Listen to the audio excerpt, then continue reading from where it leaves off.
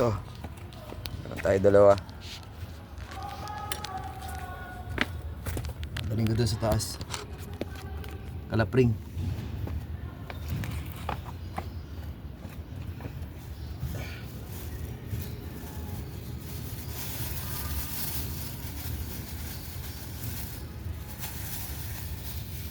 Kailangan lang talaga sipag.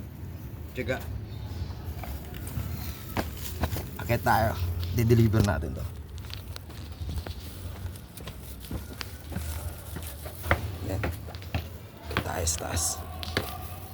Alright. Sa hagdan.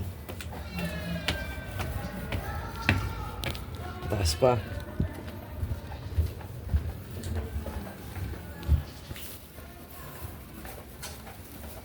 Dilim. Bakit? Yay! Eto na. Parating na ako. 100. Yun yan. Ako. Hello ate. Thank you. Vlogger na ako. Ay, vlogger na ako. Salamat sa Diyos.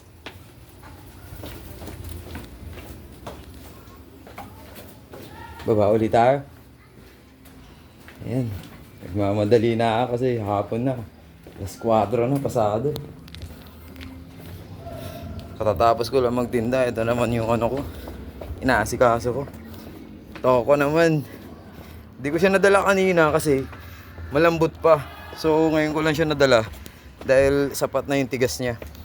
Pangit naman pag biniglaan mo yung toko di-deliver mo. Durog. Ang kalalabasan. Pangit. So, yun lang.